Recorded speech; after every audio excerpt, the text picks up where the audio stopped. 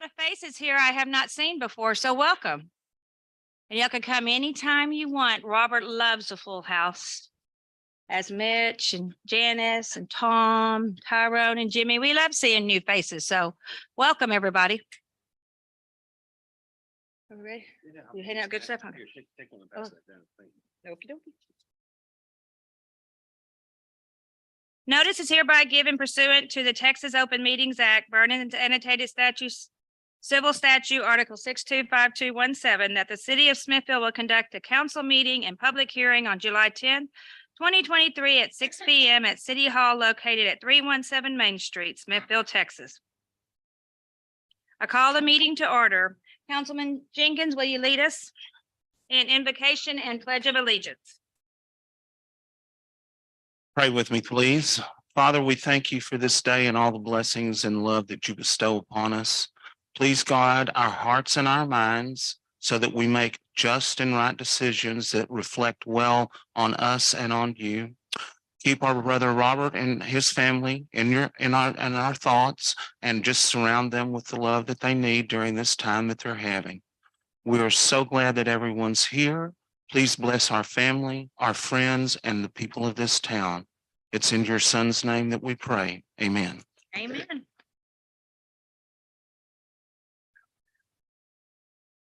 That one first, sorry.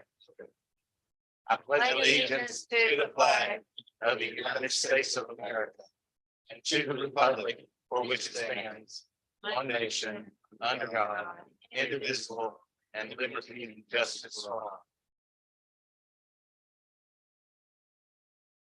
Texas flag. I pledge allegiance to the Texas state under God, one and indivisible.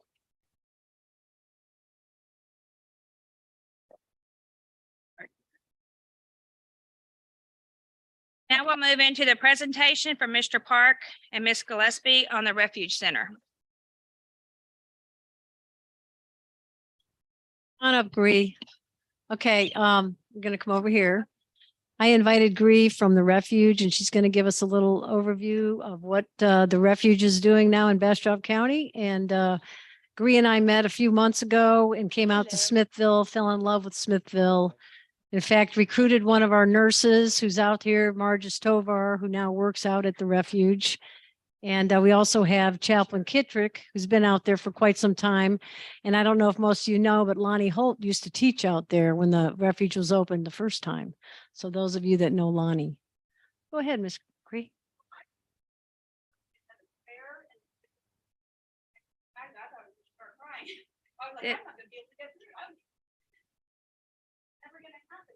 There's been a prayer and a pledge of the allegiance to the flag. Gosh, that's too much, too good for words. Anyway, I am a director out at the Refuge for DMST. DMST stands for Domestic Minor Sex Trafficking, and we treat girls from the ages of 14 to 19. But if they need to stay longer, we do not cut them off at 19. We will take them to 17, but they can stay 18, 19, 20. We are a residential treatment center, but we like to think of ourselves as a therapeutic treatment center. Residential treatment centers don't have the best reputation. And so we like to think that they have 24-hour care, and everything we do is therapeutic, not just, oh, we have 2 sessions a week and that's therapeutic, but everybody we place. I have the chaplain and chief missions officer, and then Margis right here, she is our nurse and she's awesome, and she came to support me here. Anyway, so it's a 24-hour care. We're not a lockdown facility. They've been in enough lockdown facilities. Will you speak into your mic so everybody can hear you in Sure. YouTube land? Thank you. Sorry. Thank you.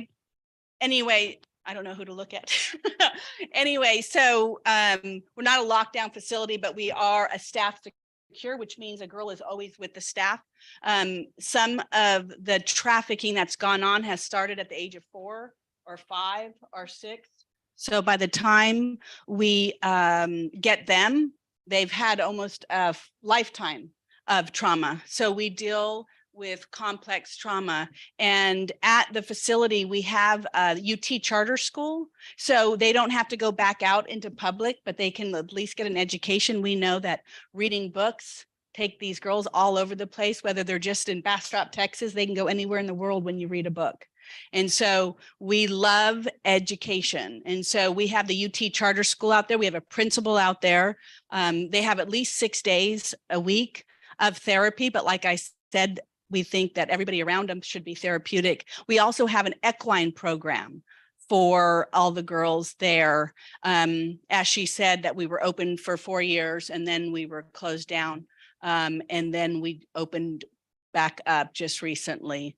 And we are really excited. I get calls from all over. It's not what I love to say because it makes me really proud, even though I'm not from Texas, is that the people, hardworking people of Texas built a $9 million facility for the children of Texas. We are debt-free. We don't owe anything. And these are hardworking people. These were not wealthy people. These are just people who had, oh, I'll put a roof on. I'll give you a refrigerator. I can get you new clothes. I'm a fashion designer. So these were really pretty amazing citizens of Texas, but they are generous people in Texas. And so I do get to take girls from other states. So I've had girls from California, Mississippi, Tennessee, Washington, all over. And so many of the other states don't have a long-term facility. A lot of times these children are picked up. I get calls from the FBI or Homeland Security, and they'll give me a call. They did a raid and they found 6 girls in a hotel. The ages are, it's getting younger and younger, unfortunately. And so, so funny because C.S. Lewis says, he said, since it is so likely that our children will meet cruel enemies, let them at least have heard of brave knights and heroic courage. Anyway, so they get to come. We do an interview and they have to want to come because if they don't have a buy-in, if the girls are forced to come there, they just run. They're known runners. They love to run. That's why they survive. That's why they're alive, right? So how can you tell them that the running is bad when the reason that they're still alive is because they knew to run and they don't know to trust me and they don't know to trust Keetrick or Margess, right? All the adults in their life have let them down and sold them. And so it's important that we build trust with them. And so what I try to do is go and visit them as many times as I can before they arrive at the refuge. So I've built some kind of connection with the girls so that there's at least something that might hold them there long enough for them to meet Margess or to meet Keetrick or to meet somebody and form a bond with them as well. They always want to do short term because, you know, it's very expensive to do what we do long term, but there's studies out and they need long term. 3 months won't work, 4 months won't work, 6 months. I mean, I would take them even if it was just for a week because a week of them being loved like they never have is important. But long-term recovery, that's what it takes and that's what it requires. And that's what we have, a 12-month program, but they're allowed to stay as long as they want. We have a program that they can apply to and, you know, meet before us. It's just me and Keetrick and a few of us, and they can go to that independent living program that's right there at the ranch as well. And then we've had how many girls graduate from high school? 11 girls. And I know that doesn't seem like a lot, but it's a tremendous amount because it's very hard because they feel really dumb and they don't want to sit in a classroom because they don't feel like they're smart enough to sit in a classroom. And so to have 11 girls graduate from high school is extraordinary. And then we've had even more, I think 4 or 5 or 6 that have started college in our independent living program. And I'm really excited because we partnered here with Janice Bruno and the workforce. And so if the girls wanted to come over here and do a nursing program or do computer skills or whatever it is, I mean, we're really excited about Smithville. I got to come, I've been over here quite a few times and I'm like, this is a really cute town. And I really love Janice. So it's been really nice getting to know everybody. Do we have questions or is there anything else that you guys would like to know. They are there 24 hours a day, 7 days a week, and we try to have the program for at least 12 months. We'd love if it's more. It will even do if it's less, just so that we get the shot at really taking good care of them. So I'm just going to make a comment because I was able to see the movie Sound of Freedom. And if y'all have not seen it, it's on sex trafficking. And it is the fastest and biggest growing business in the world because girls and boys can be used over and over and over. It's not like drugs. So if you haven't seen, I'm going to put a plug in for The Sound of Freedom. It took them 5 years to make that movie. It's a true story. Very, very powerful. And it's playing in theaters. They sold over 2 million tickets and they were first in the box office for $14 million the first day that they put it out. And it deals everything with sex trafficking. So this is a really good, time that you come to talk to us. So everybody's aware. I mean, it is the biggest industry right now for the United States. Right. They figured that you could sell a drug once and you can sell a gun once, but you can sell a girl up to 30 times a day. So it's surpassing guns and drugs for the first time in the world's history. And we actually work with Operation Underground Railroad and Tim Ballard and Jessica, and they're an incredible organization. And that movie, I have to tell you, I just saw it this weekend. It was incredibly difficult to watch, but I think it's just important that we get the word out and as many people that can see it, sees it. Sound of Freedom, it is really quite an extraordinary film. All right. I mean, it's absolutely horrible that we have to talk about this type of stuff. But thank you very much for all you do and your team does.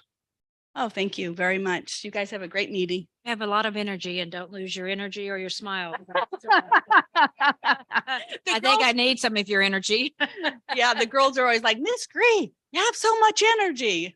I'm It thinking, I have shows. to. It shows. Right, thank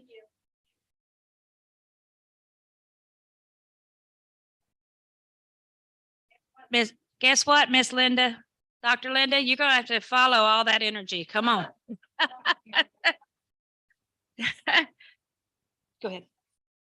Let me just take a moment to set this up. There's a resolution later in the agenda, but since Linda's given this presentation now, I want to do a shout out. She is the new chairperson for the Smithville Hospital Authority, and in our presence is one of their new board members, Mike Kohanic, who I think a lot of people know. So we appreciate what Linda has done, what Mike is going to do, and what the authority does. I am kind of the de facto council member that goes to the hospital board meetings, and Robert's been real generous bringing me up to speed, and I've attended most of those for close to the last year. It is an absolute wonderful asset for our community. They do tremendous work, and I think you're going to be real interested in hearing what they're talking about tonight, and then a little bit more about some of the challenges they have. Mike Kohanic, in case people do not know you, will you please come forward? With energy, with energy.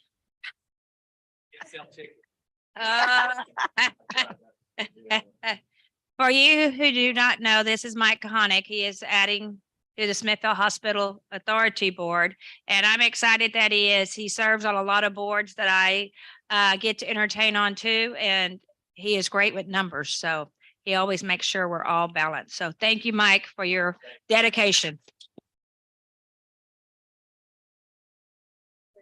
Okay, well, thank you, Tom, for the invitation to talk about this. I'm glad that there are several new members on the council because I think it's an important time to review what the Smithville Hospital Authority does for the city of Smithville. I just want to start with what the mission statement is for the Smithville Hospital Authority, because from that, everything flows. And that is to promote the highest quality of personalized healthcare to the Smithville area, to provide resources and support for our healthcare providers and partners, to be a strong healthcare presence in the community, and to provide for future planning and implementation of healthcare needs.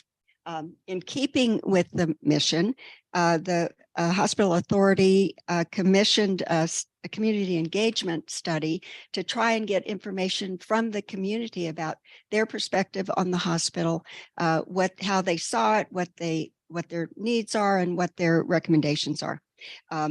And because this is a very personal commitment from the hospital authority to our citizens, that seemed like the correct place to start. We did the engagement effort in order to give the citizens an option to be able to share their opinions and services. We did this in two different ways.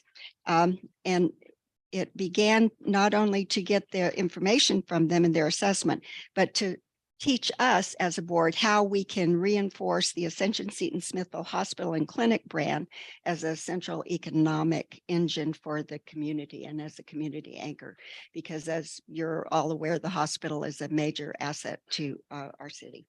The study wanted to determine the health impact and to get the information and ideas from the community as to how we plan for the future going forward from the community's perspective. This was the first of a threefold effort. This was guided by the Smithville Hospital Authority advisory team, which was Track Bledsoe, myself, and Rob Schreider. We used community opinion surveys, both in the written form, and then we used community conversations in order to get subjective information from participants in their feelings about the hospital. We used both hard copies and e-copies in order to send out the community's surveys. And I have to thank many of the people in this room because they were instrumental in helping us get these surveys out. I think our official population for Smithville is 4,400. We got 402 survey responses, which is quite remarkable. When we share this with the people at DSHS, they're like astounded, like, well, we got 76 for the county. How did you do it? And it's y'all that did it. And I just want to say thank you. We received 77% hard copies, 23% were e-copies, and these were interestingly in all the major zip codes, the primary one being, of course, 78957. One of the things that we discovered were some of the demographics of the city, and that impacted some of the information that we'll be taking forward. What we found is that over 85% of our respondents were over the age of 46, 25% were over the age of 75. Women outnumbered men almost 2 to 1 in terms of responding to the surveys. We got a race and ethnic demographic of 76% white, 9% African-American, and where we fell short, and which will help guide our future efforts, is in the Hispanic community. We got primarily 94% of the people that responded were from Bastrop County. The majority of them, because it tended to be an older population, had 1 to 2 people in their household, some 3 to 6, and then less over 7 in the household.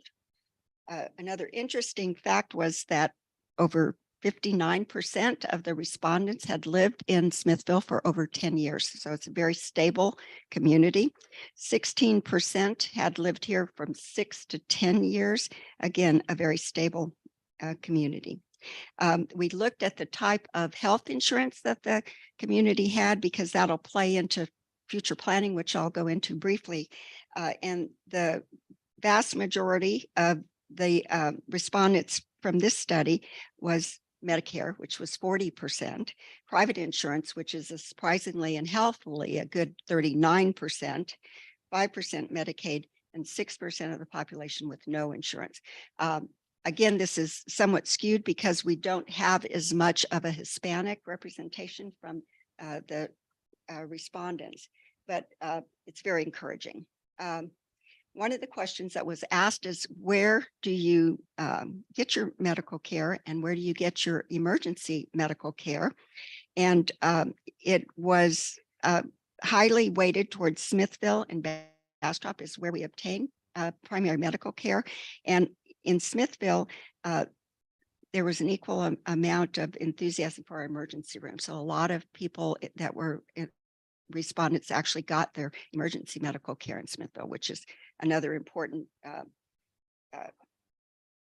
evidence of potential success in what we have left to accomplish. The primary question was to find out, what did the community think about the importance of the hospital to their community? And it was overwhelmingly very favorable and needed service that the community wanted. Over 88% said yes, they have used the hospital and that it was a positive experience for them. There were some that had concerns about their utilization, but this again becomes a tool of how we can reach out to the community to improve services from the community's perspective. We asked how many people had a healthcare provider, and this again was a somewhat surprising and pleasant surprise. 82% of them said that they had a healthcare provider. 16% said no, 2% didn't answer. And again, this number is skewed again because of the lack of the Hispanic representation.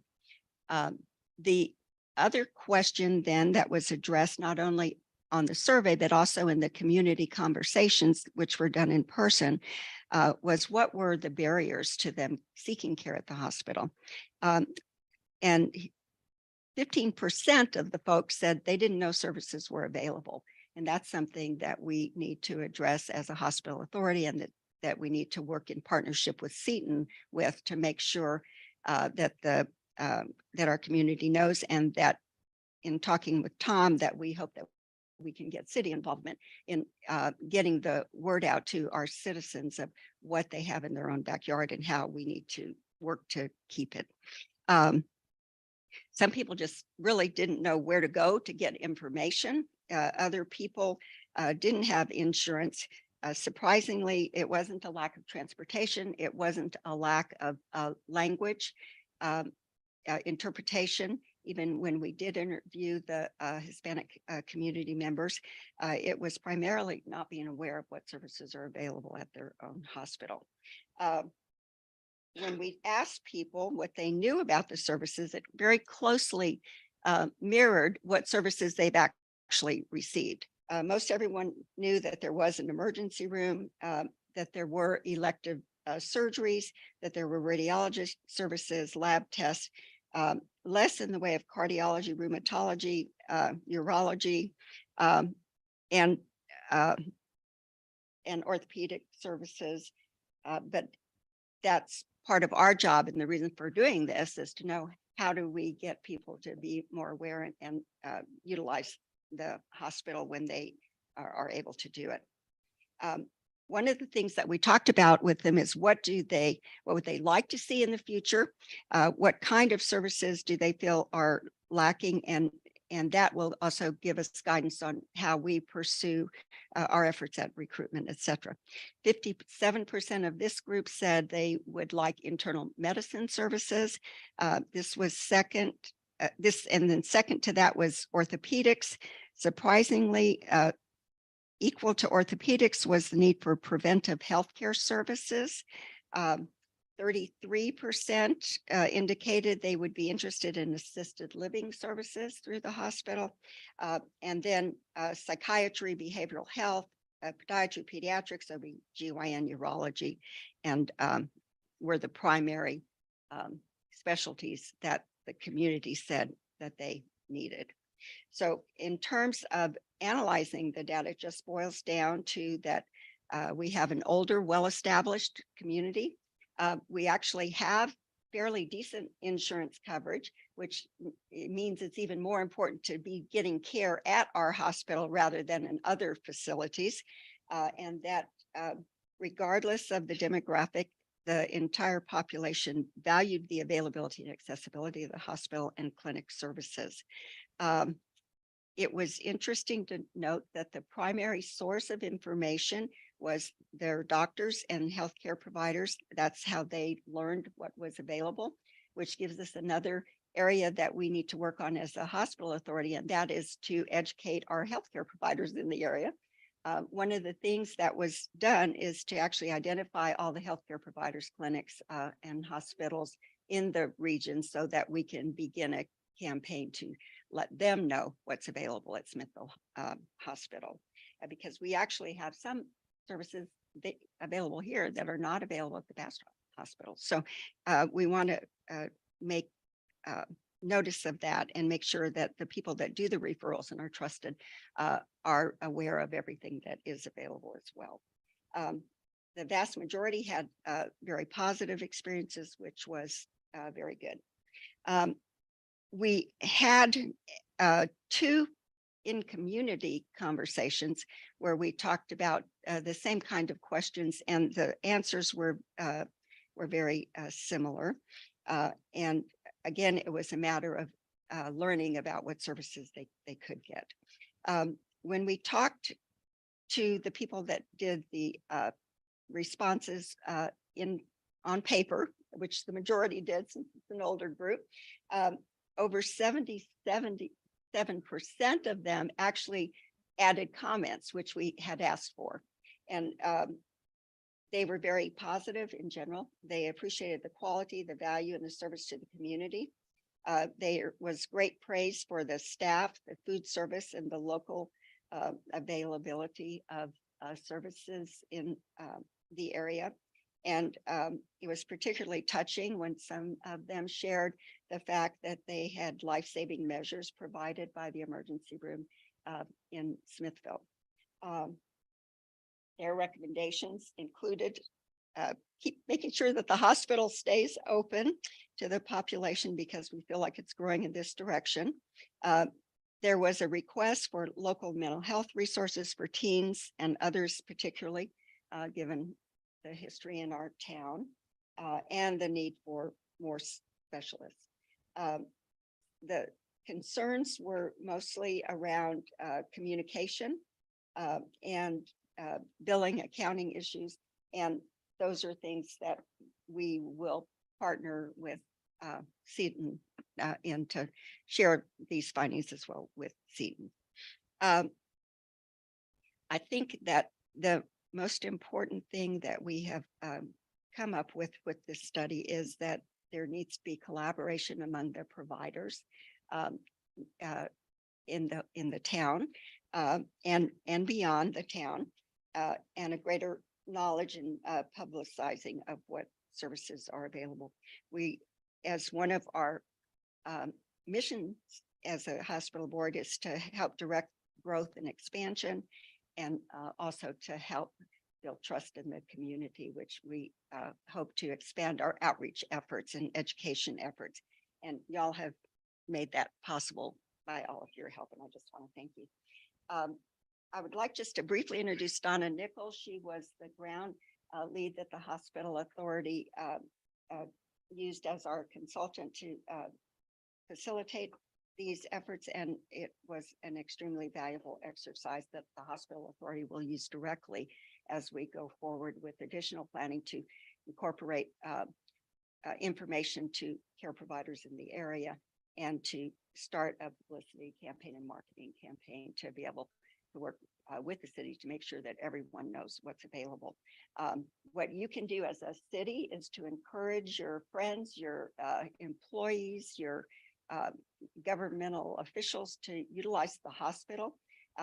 It was amazing that some people thought, well, I didn't realize I could just go in and get a lab test, or I didn't know I could call and get an x-ray. And we need to change that. And hopefully by working with the city and the hospital authority, we'll be able to get the word out of how that happens efficiently. I want to just touch on 2 things quickly, and then I'll sit down. One of the things that we have been working on is we're in discussion with Seton about renewing the contract for the hospital. That is in progress. And when we have full details, we will immediately share them with you. But there are a number of moving pieces, as you might well imagine, including St. Mark's in LaGrange opening an outpatient surgery center. But we think that's not going to have any negative impact on us, actually. So that's a good thing. The The other thing that, as we have been negotiating with Seton, is the discovery that the payer mix has changed over the last 2 years since, or 3 years since COVID. And the problem with that is that if you have a patient without insurance that's utilizing your facility, they get reimbursed $2 for every $100 in medical care that they provide. So that leads us to another potential solution, and that is, well, how do we get these probably unnecessary visits to the hospital redirected so that they're not costing the hospital money to provide services that don't need to be provided in the hospital?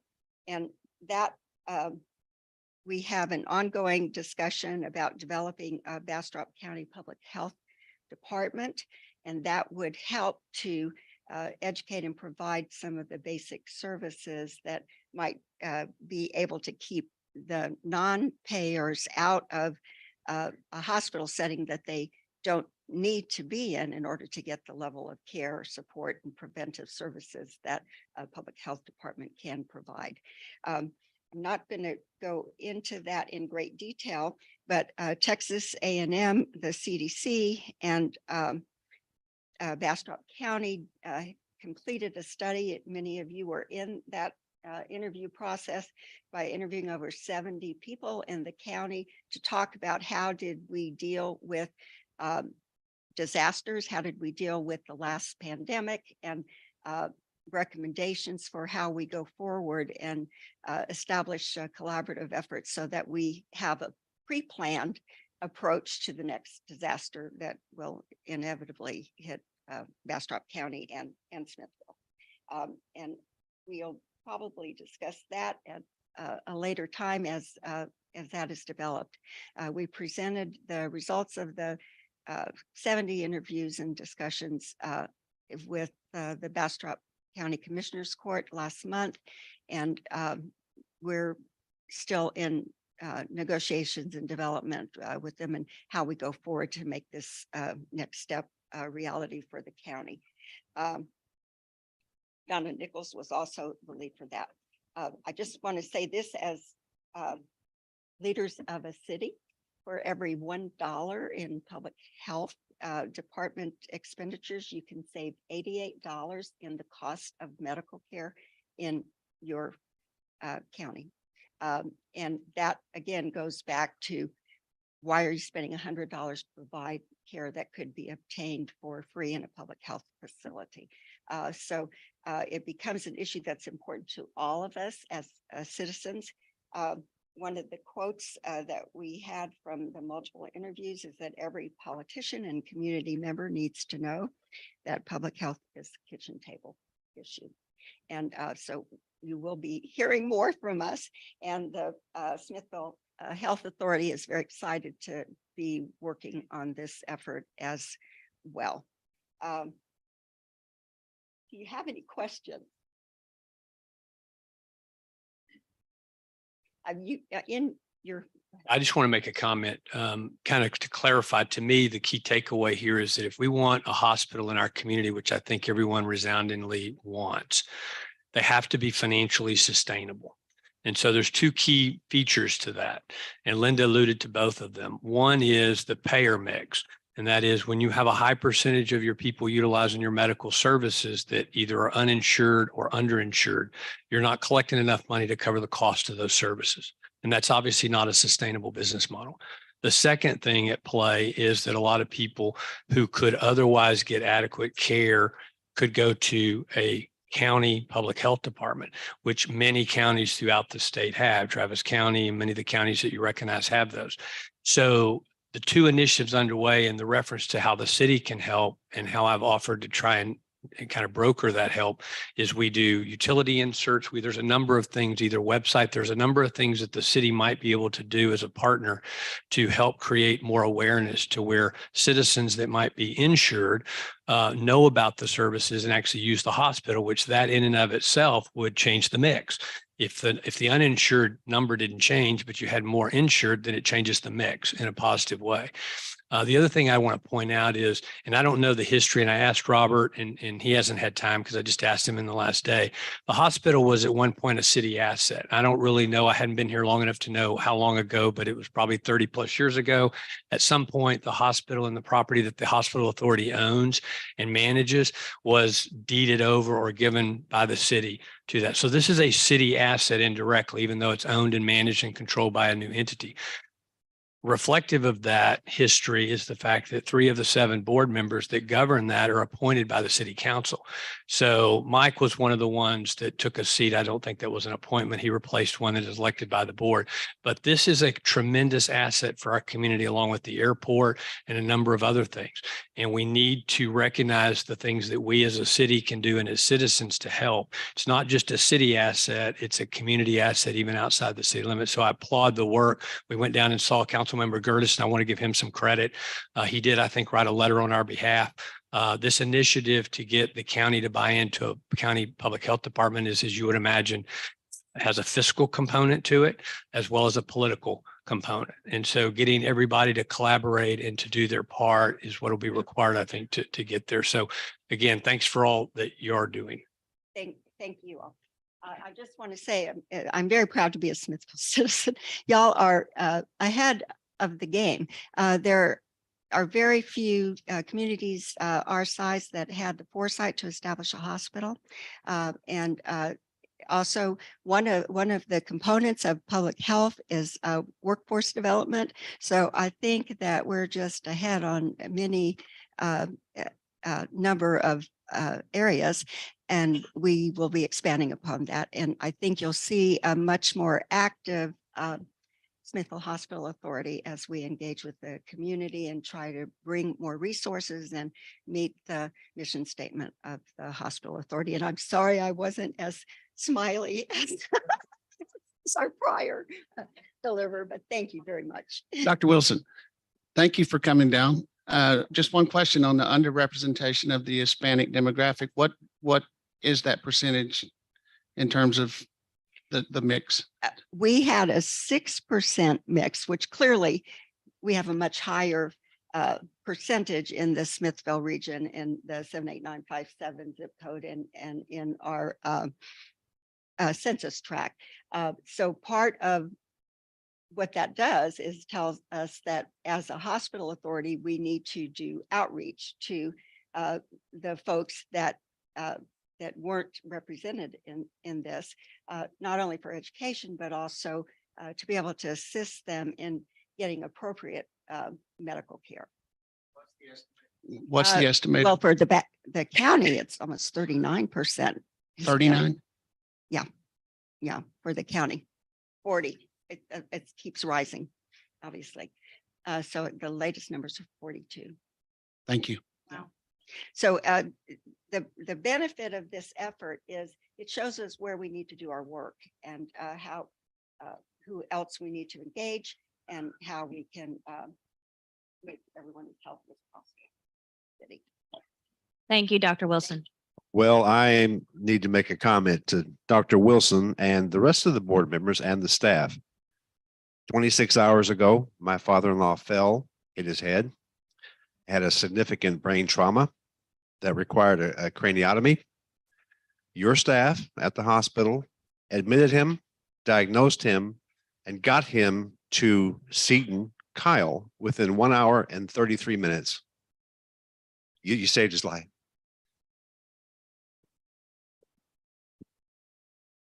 And we've heard many stories, and it is very touching. And thank you for what you do. How many years have you served on the hospital? Second year. Well, thank you for your service because it means a lot to our whole community. On a lighter note, the PHI air ambulance was free because we have that service here in Smithville. Well, everybody else. So great job, council. Thank you. He's recovering nicely. So great job to your Thank you staff. for your hard work. All right. Next item on the agenda. Approval of the minutes from the June 12th, 2023 council meeting and public hearing, the June 14th, 2023 council workshop and the June 21st, 2023 workshop. Mayor, I move that we approve the minutes to all the workshops and council meetings that were before us. Mayor, one quick correction. I think on the minutes from the June 12th, the attendees, unless I'm looking at it's the old council. Good catch, Mitch.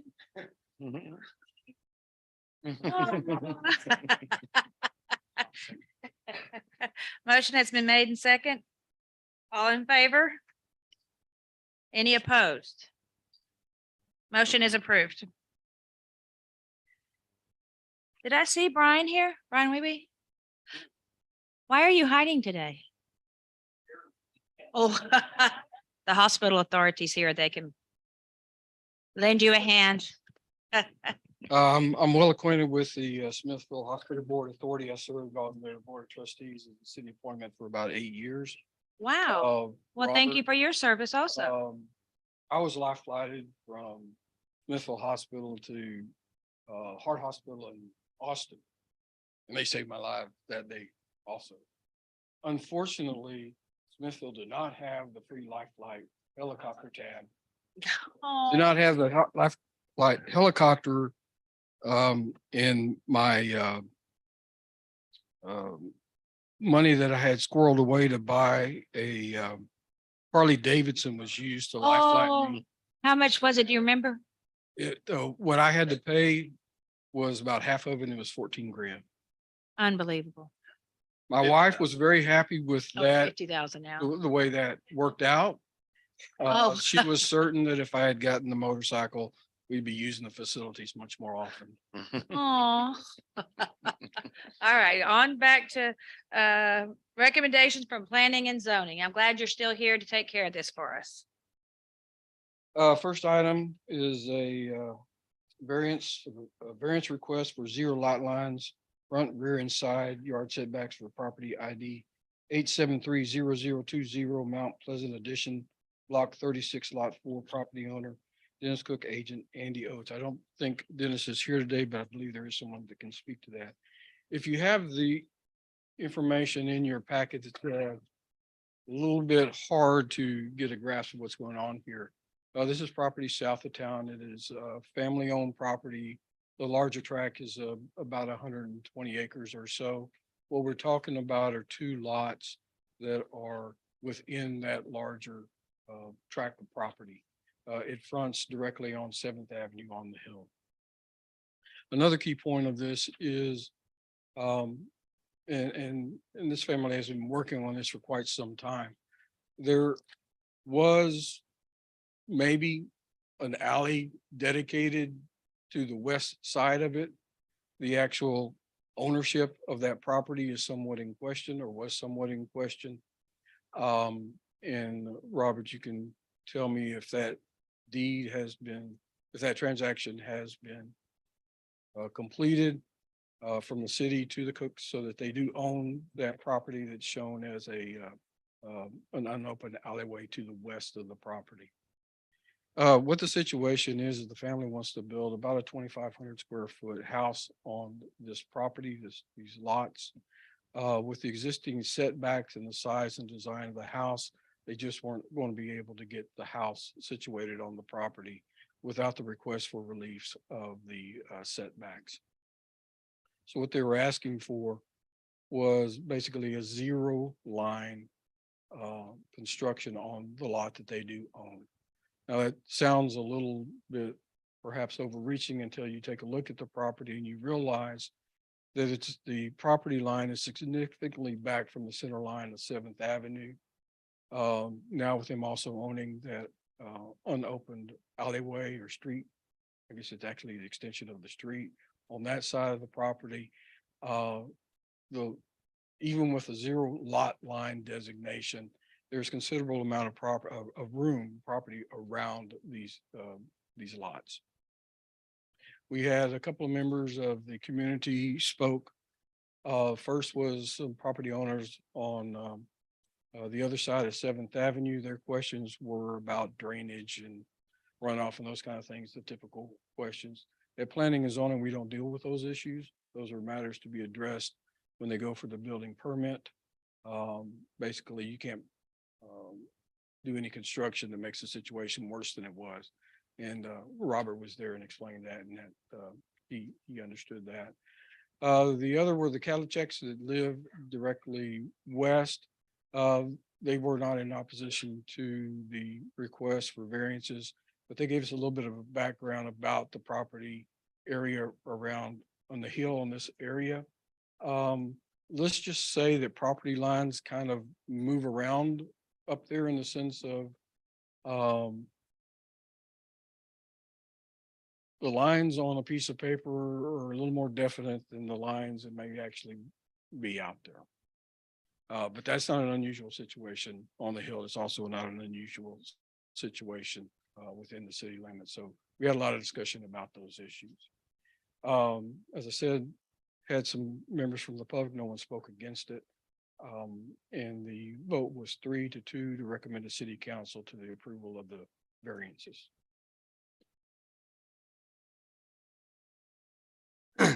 I want to make sure I understand this. I don't on the surface necessarily have a problem with what's being proposed, but it's a 125 by 75 foot lot, right? Am I reading that right?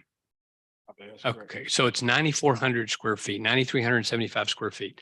If you have a 25-foot front yard setback and you have a 25-foot rear yard setback at times 75, which is the width of the lot, that's 3,750 square feet that technically you can't build in because of that setback. You've got a 9,375 foot lot minus 3,750. There's a little bit extra because you got a 5-foot or a 7.5 foot setback on each side. But if they're building a 2,500 square foot house, there's no way that you need the setbacks to be zero lot line unless you're just interested in positioning the house on one of the lot lines. So I guess my question is, why do you need this if you're only going to do a 2,500 square foot house? And do you realize that you have a 40 or 45% impervious cover requirement that goes with ordinance, which isn't being requested for a variance? So I guess I just don't understand why they think they need this. Just a question. Did I do the math wrong? Maybe. No, you didn't do the math wrong. And so there was a long discussion about this. They did not realize that they had any kind of issues about the property lines where they thought that their property was not actually where it was. They didn't know about the unopened road next door. And they had, and hopefully there's someone that can speak to this more directly. I got the impression that they had figured out the house that they wanted and positioning it on the property and maximizing the backyard space for the young children and the way they wanted the driveway to come in and the design of the house. Then when they go forward and through financing and those kinds of things, get the property surveyed, then they realized all these issues. And they really would like to put the house that they've designed and dreamed of on the property. So they know where they want to place the house today? Yeah, I'm just trying to understand why you need a zero lot line on a 9,375 square foot lot. Introduce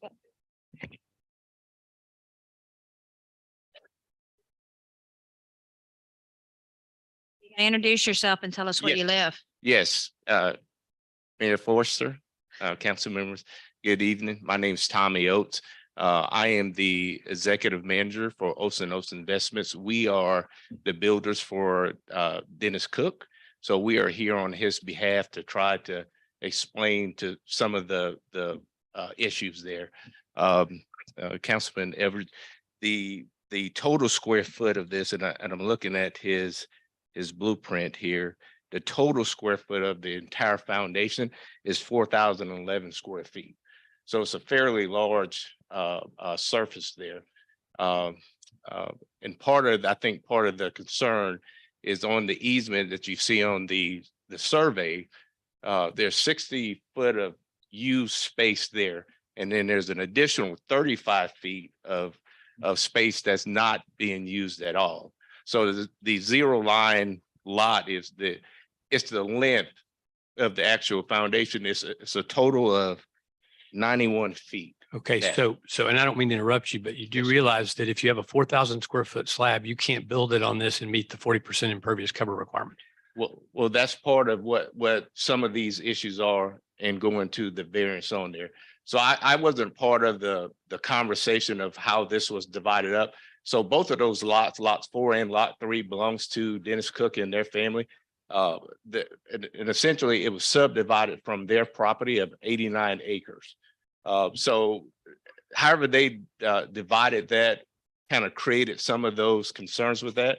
But both of those lots, lot 4 and lot 3, belongs to the Cooks, and including the 89 acres that it was divided out of with that.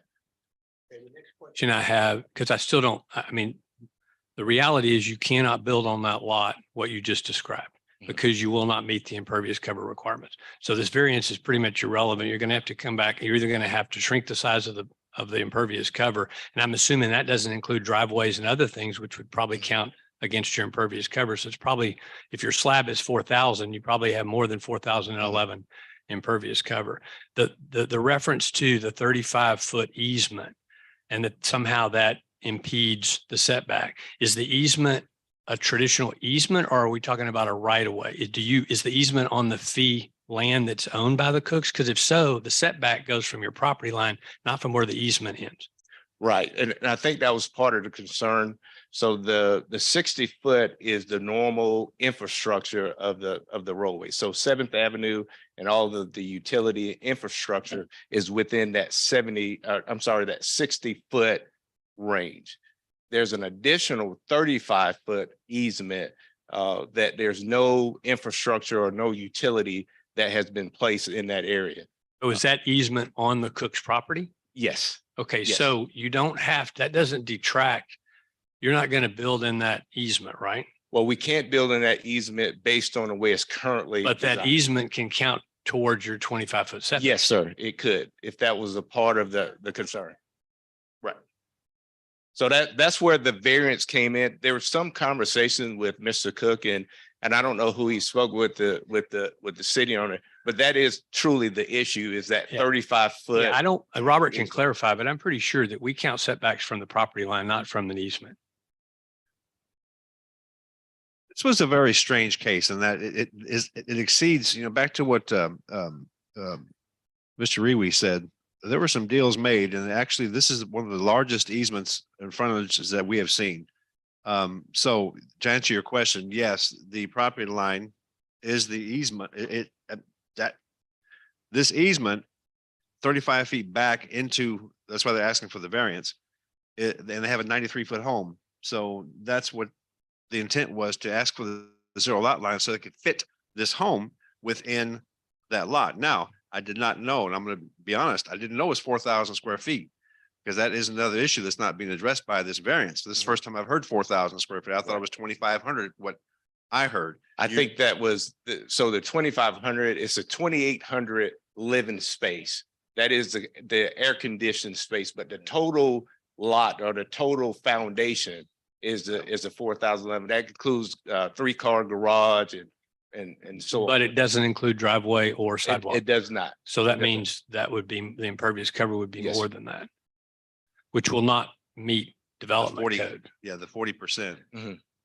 Again, correct me if I'm wrong, we all, and Brian, we all thought it was 2,600, and that fit within the requirement for the 40%. So that you're putting an impervious cover that doesn't meet our requirements now. So Right. I apologize for not knowing that, but this is the first time I've heard of it. Well, and again, I want to go back to the comment I made before. Okay. Yeah, I mean, I want to go back. I don't want to make it to where you can't build your house. I mean, but the point is, with the exception of the impervious cover violation, which I think is a legitimate concern, if you have a 35-foot easement and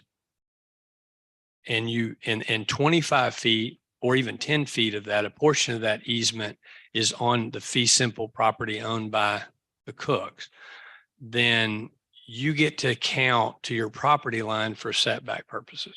So you measure your 25-foot front yard setback from your property line, not from the easement.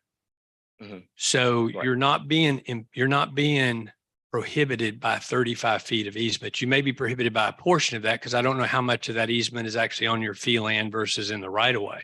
But either way, you count from that. I don't want to set a precedent, to be honest with you, and vote for a zero lot line. I mean, no setbacks all the way around a lot that is 9,400 square feet. Particularly if I think that the house that's being proposed is not going to meet other development requirements. That's just my thought.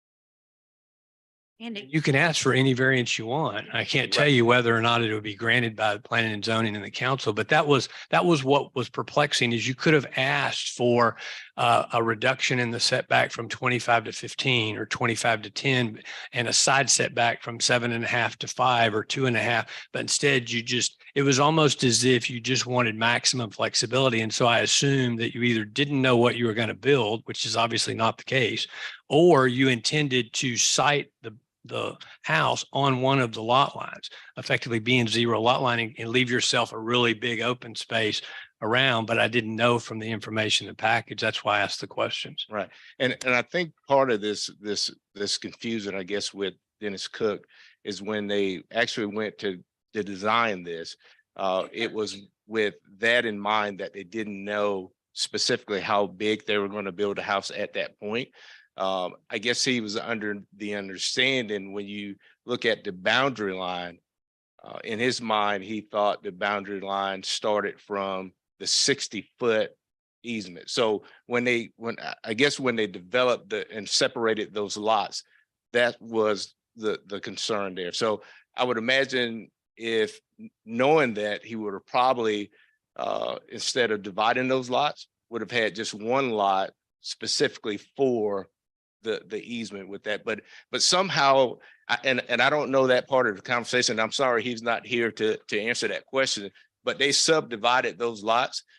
If I understand it correctly, it's not their intent to ever sell that. It's just somehow they divided the lots. Survey, that was a previous plat that was done way back before the time. That's why it was subdivided. Is that kind of, do you remember that when it was divided back in the day? And so he's planning on, if he could go over that lot line or whatever and build his house to where it fits, because that whole lot is what he wants his home to be on. Let me add that was one of the options that we gave the Cooks was to consolidate the two lots into one and then put it where you need to. Therefore, you're. His mind, he said it's 44 feet width, okay? The house, yeah. So it's 44 feet width and those are what, 75? And if you take the two sides, in his mind, it fits. There's no problem on the right and left side, the east and west side of it. So that's For the setbacks. for the setback. And there wasn't, that's why the city and the Planning and Zoning Commission agreed to these variances. But again, the impervious cover thing is what's stopping you now. So we have to figure that out. So give me more detail on what you're saying about the 40%. Maybe I'm not understanding. Yeah. Before we go into that understand it. detail, if I can ask a question of Mr. Rue real quick. Brian, what of the two nay votes, what were the concerns? And then how common is a zero lot all the way around? How common is a request for a variance for zero lot line on all four sides? I can pull something out of the air, but just in my experience, a request for zero lot line is very rare. There may be, say, somebody's got a structure on a lot and within the city limits and a 3-foot setback for an outbuilding or something like that, a request for a zero lot line because there's an old shed there and it's got a concrete slab and, that kind of thing. In my memory, I do not have someone coming in with a situation such as this where they're asking for a zero lot line all the way around. But again, this is a different piece of property on the hill with a history. And if you go out and take a look at it, the homes to the west of it, it would be contiguous. The front of the home would be basically the front of the home next door. It's a little bit different on the other side. What were the two naysayers to the vote? Similar concerns that Mr. Etheridge and you have expressed. And to be quite frank about it, at the public hearing, the home or the footprint of the concrete was not represented to be 4,000 square feet. Yeah. I'm uncomfortable with the zero lot line all the way around. That's why I'm asking about, I mean, I know we evaluate every case on an individual basis, but my experience already on the council is we're going to have other people coming up wanting a zero lot line on all four sides. So I wanted to find out what the concerns were at P and Z. I also add that this is a unique situation in that that lot line doesn't start because it's a 34-foot easement from the fence or back. And it's a very unique piece of property in that they own everything that they're asking for the easement would pertain to, and all the houses are behind. You have a satellite you could pull up of the actual property. So this is a very unique situation that I don't think you're going to see recreated again going forward. And maybe can see this if you can get the satellite up.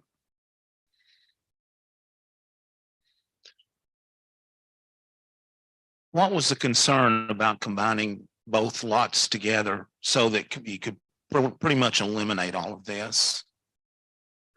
Back with an attorney. And You just had to do a plat, a new plat combining the two into one. Yeah, I don't know what the reason is. They just said we're gonna go this route because in his mind it was 44, it was fit, even if y'all didn't improve the setbacks on the sides, all the way around, it's gonna fit. And then his mind, he had 95 feet from the street to where he could even start if y'all wouldn't approve the setbacks, because it's already 60 from the road. And the city owns another 35 for unused undevelopment way back in the day that cannot be used now. So you add all that together, he's looking at his front porch. The closest can be 95 feet from the street. He has a huge concern with that, with flat work and all the stuff that he has to put on their driveway to his house. And zero lot line all the way around would have been acceptable. You just kind of asked for the world. What was that? Sorry. The application was zero. That was the application that was. But it wasn't necessarily a must have to make this happen. And I'm talking about not doing it. I can't address that. All I can address is the application that was filed and it's posted for a public hearing. Yeah, that's why I was asking the agent. So The advice given was if you're gonna ask for you might as well ask. Say to them. And can I add also on this? So if you look at this survey here, I'm sorry, if you look at the survey, and I think this is what part of the confusion was, at the top where you say 157, that is the actual, the 60-foot easement is where that belongs. So prior to that fence being removed, I guess in Mr. Cook's mind, everything up to that fence belonged to the family. So after that fence line, there's an additional 35 feet. And I think that's where all the confusion has taken place, is there's an additional 35 feet away from the property. Yes, sir. 35 feet. Yes. Yes. Yeah. And it's He owns 35. He doesn't own the. We just quick claim this. That's what we did. Yeah. So I think that's where the confusion is. I think the problem we're having here is it was done with 2,500 to 2,800 square feet, and we're coming up with a 4,000 foot slab, a footprint. Yes, sir. I think we have to address this because this is going to go into our coverage of how much land we're covering and everything else. The simple thing would be to go back before the P and Z and say we want to combine both the lots. Then he is covered however he wants to do. Okay. And Okay. everybody's aware it's going up. It's a Well, two-story. yeah, let me make another comment. I don't know that you have to, I don't know that you would have to combine the lot based on the square footage. If it's 4,000 square foot of ground floor slab, you're not going to meet the impervious coverage requirements. If you combine the lots, then you would, because you'd be Yes. basically you'd have 18,000 square feet to Right. deal with as opposed to 9,400. Right. So that would address, combining the lots would address the issue of impervious cover. It would most certainly address the issue of setbacks, because now you've got so much more extra land all around you. So, that seems like the simple solution. But I would also say if 4,000 isn't what you have to have, if you can meet the impervious coverage requirement on the 9,375, you probably don't need zero lot line relief all the way around. You probably just need it in some cases to be reduced in order to fit predominantly in the front, because that's where you have the biggest issue, is this 35-foot stretch, and you don't want to be that far from the road, right? Right. Yeah. So I guess another question, did that 2,600 come up in the last meeting? We had the floor plans, then he had the same floor plans we have. Did he present the floor plans to you guys during that?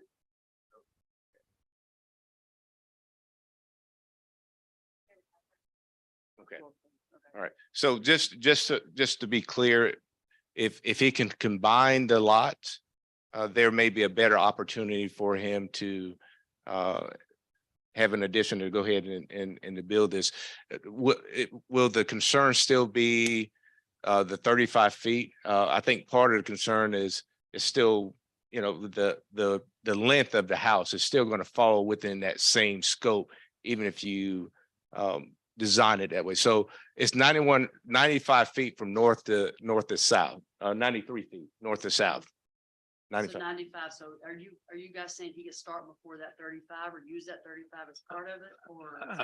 I don't really, personally, I don't want to speak. I'd rather let the city staff make that determination. But what I do think is that based on what I've heard, combining the lots would almost certainly solve all of your problems, including setbacks and impervious cover. You know, what you might consider doing is you might consider actually, if you have the plans for the house, put them on the thing and have the architect say, or the builder say, okay, this house is going to be set back this far from the front property line, this far from the side, and then just ask for that. Right. I mean, ask for what you need, as opposed to just saying, well, just give us no restrictions at all. Because I think we all have some concern about setting a precedent for an all around zero lot line. I Right. mean, that would be my biggest concern, is the Right. precedent. And I think where the confusion may have came in is there's a modification. The original house plan was fitting in 2,500 square feet living space. It still was going to go over that 2,500 is going to be roughly around 3,500 square feet, but they added additional garage space, which extended the total square footage of the home there. So that's probably where that disconnect came into play. Having put it, put the plan down on so we could see it. Yes, sir. We're much better at visual. Yes, we can do that we can help him So facilitate what's that the need. next step? But it would be for him to move forward as quickly as possible. Yeah, the next step would be again, we've been working on this for quite some time. Would be to replat, do a single lot, drop your house and your footprint on that lot, identify the setbacks, what you need, and then come back and ask for those particular setbacks. Is the setback going to be, does that include the 35 feet or does that exclude the 35 feet? How do we need to set the plat up for that? It would, you got to come back 35 feet from the property, you got that easement and then 35 feet back. So you still have to address that. Right. So the current setbacks, and just clarify, you have 60 feet of used easement, you have 35 feet of unused easement, and then you have a setback of 25 feet Yes. on that lot line. And that's why you wanted, That's that's why why you the wanted the variance zero came. lot line. Right, What? right. And it started at 60 is what he's asking. Coming back from the right of way at the property line back, right? Right. Yes. That's right. So Yeah. you're not your 25-foot setback per code starts here. your Yes. property. Now, you have a 35-foot easement that you can't build in, right? Right. So you can't Correct. put your house in the 35 Right. feet, but if you put your house right on the easement line, you would comply with the 25-foot setback. Because That- you're 35 feet from the property. That's it. I think that's exactly what he's asking for is not going, and I think that's, and just to clarify, so the 35-foot easement, currently the way it is. Right. Well, I think that's the confusing. That's So, the- so if that is the case, I think he's fine with it. He just needs to combine it. But the issue was, yes. So if he can build, and that setback starts from the 60-foot easement, I think he's good on that. I don't think there's any issue with the zero variance. The zero variance came in because he had to go the additional 35 feet and then add 25 feet more to that. Yeah. 95 feet. That's the way I read the package, and that's not what you have to do. Okay. That's not what you have to do. Now, it doesn't address the impervious cover. I mean, Yes. I would go have him look at it and do the calculation. to be honest, you may not have to combine the whole lot. You might just have to replat and do 10 extra feet. I don't know. You might Okay. not have to do the whole thing. I don't know. Because I think the requirements for a lot is 6,500. Yes, sir. Yeah, so Okay. you've got 9,375, so you might not have to combine both lots. You might be able to just make one of the lots a little bit smaller, give a little bit of land to this one to get your impervious cover where you need to be. And I think that that's going to be and Councilman Everett, I think that's what we're Is it trying to Tom? clear. Tom is a lot Yes, easier sir, than Tom. Etheridge. Hey, I still work for the state, so it's a different mindset for me over here. If that is the case, I think the zero variance is requesting exactly that. The zero variance is saying, I can't build in that 35-foot zone, but I want to build right there at the edge. So then it covers the request of this. Have a 35-foot front yard setback, which Yes. is 10 more than the 25 required. Okay. So the only now that, well, and that would probably cover, I don't know if it would, Does that cover your rear and side also? That's where I you got think it to, does. I think it does. So if that 35-foot is included in there, I think it covers that total square footage of what he's looking for.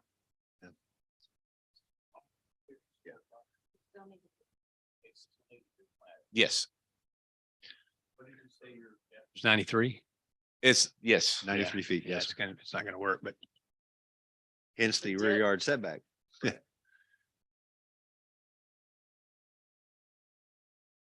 91. 91. 91 feet. 91's a depth, 44. have your, I mean, I think you understand, some of the options available. I would go back. That's what I would recommend. I don't think, I just don't, you're clearly not going to meet the impervious recovery requirement. So So he would essentially have to combine both lot 4 and lot 3 to make it. or make that lot a little bigger. Make it a little bigger, but then the setback is going to start at the 60-foot usage, and then we're coming back. I keep saying that because I want to clarify it because that, Different people. Well, I want the city manager to correct me if I'm wrong, but the zoning ordinance setback is from your property line. Now, if you have an easement that prohibits you from building in that's 35, you can't start building until 35. right, But you don't have to go 35 plus 25. right. And that's what the various. It's not a 60-foot setback requirement. I was never involved. I would have loved to have this discussion with you two. Yes, sir. I love the Cooks, but a little emotional about how this should have happened, the mistakes of the fathers, whatever.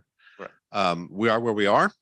I would like to offer, as this was a very unique case and things were missed, and the council can say yes or no to this, I'd like to waive the fee to bring this back to the P and Z and the council.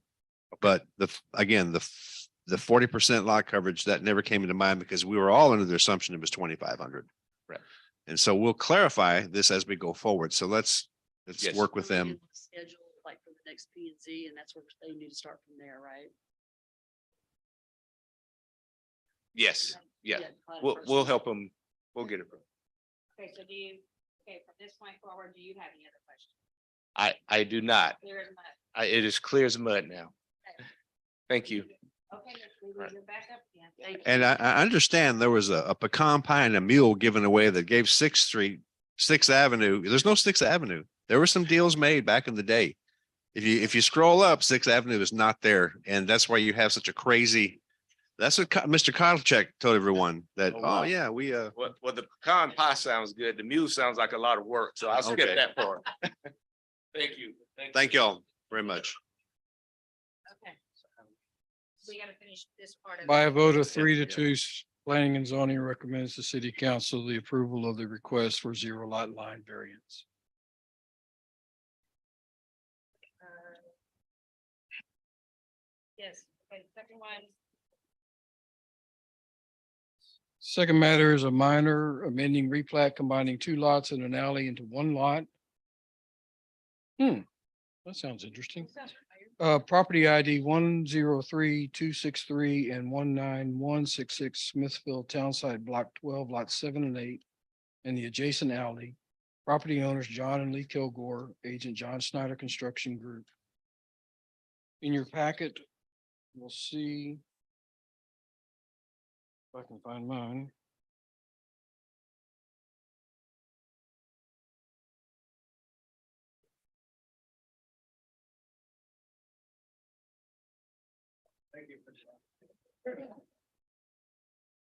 Jimmy, why'd you try to push him down? I'm always getting planned. I did, I told him to watch that tape. Now you pulled. Is that what you got? Yep. Okay. Council, let the record show, I was giving the gentleman a copy of the options that we offered the cooks, option 1, 2, and 3, and what they choices they had to do. So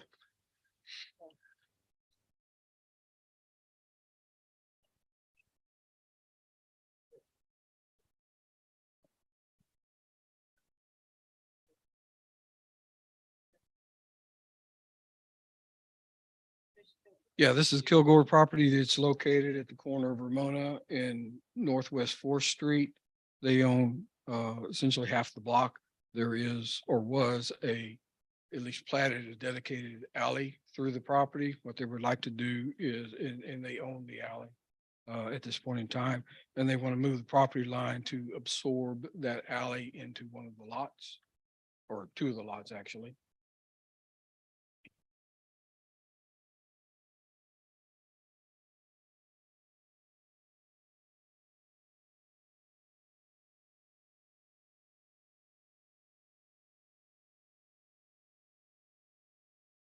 They own all 4 lots in that half block. The alley would have gone through there. It was never opened. They own what was the alley. And so they're just moving the property line and increasing slightly the 2 front lots that front on Ramona Street. and the alley was actually quit claimed to Roger Hewitt on in 2005. The alley in question, by the way. And planning and zoning recommended unanimously the replat.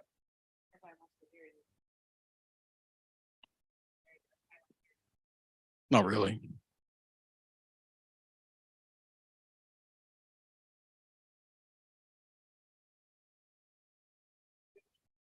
Okay, number C.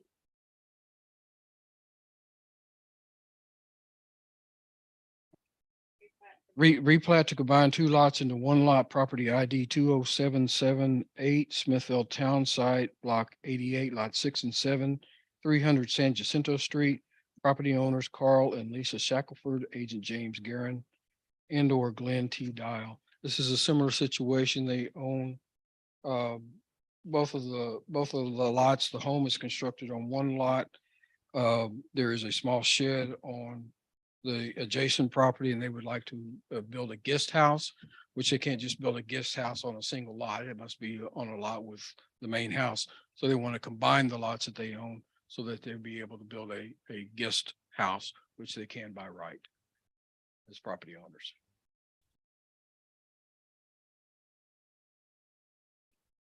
Planning and zoning voted unanimously to recommend the minor replat.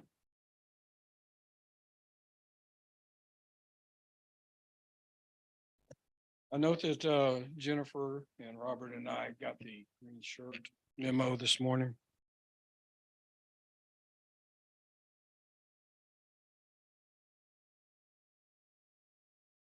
He's twin left, Edward. You and Edward are twins, and then Cynthia and Tyrone are twins, and the rest of us are just out here in the wall blue yonder. I don't even know what color I have on. Okay. All right, so here I close the open meeting and go back into the public hearing. I call to order the public hearing. Anyone signed up to speak? So I think we did all the speaking. Yes. So now I'm going to close the public hearing and go back into the open meeting. All right, everybody ready? Discussion and action on the ordinance for a variance for 0 lot line on front, rear, and side yard setbacks for property ID 8730020, Mount Pleasant Addition, Block 36, Lot 4, property owner Dennis Cook, agent Andy. I'll entertain a motion of what we said earlier. I recommend that we send this back to P and Z and let them do their three options. We denied at this time. So that we're going to waive the fee. And to that we are going to waive the fee for the redoing at P and Z. Mayor, do we need a reason for disapproval here? Do we have to cite one? Jennifer, do we need to set a reason? You need to list the denied because of it Yeah. doesn't do justice. I would suggest that we disapprove based on item 3 because it does not result in a unnecessary hardship.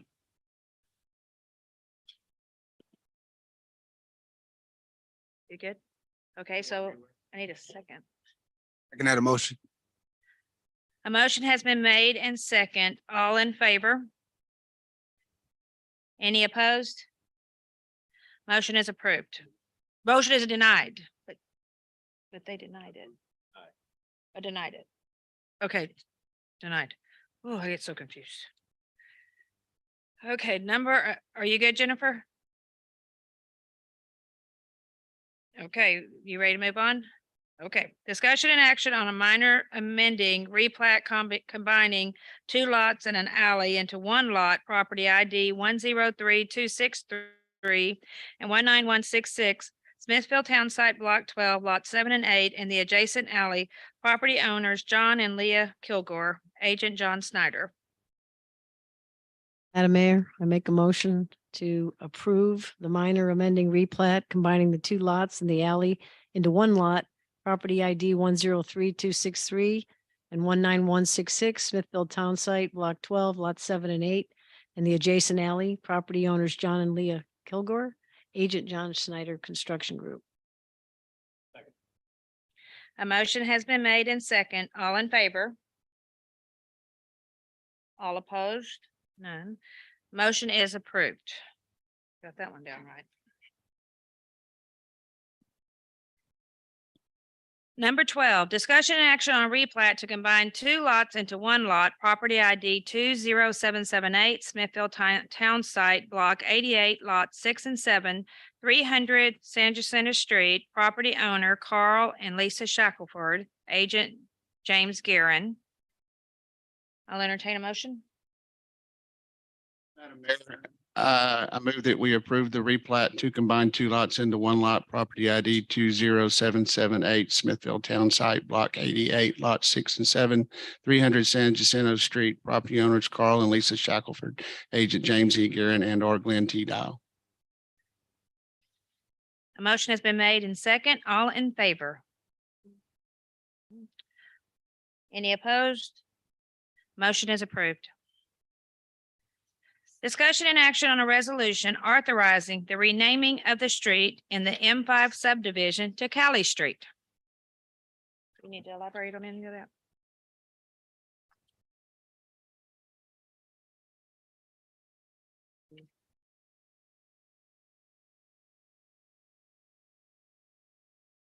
I will in a moment. Okay, council.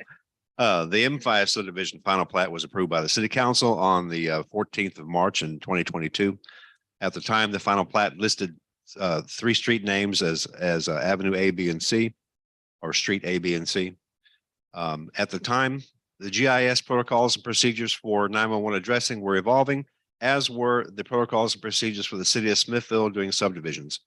The final plat was approved without the names actually being listed on the final plat. So this is an administrative error. This resolution will help clarify or remedy the error that this wasn't ever approved by the city council. Typically, you would do this as part of the final plat.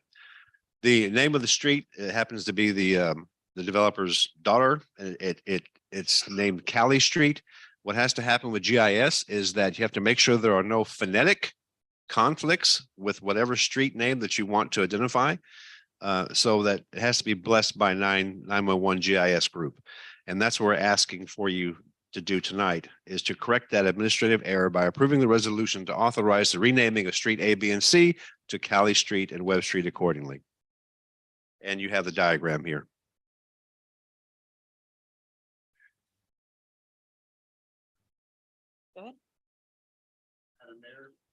I move that we approve the resolution authorizing the renaming of the street in the M5 subdivision to Cali Street.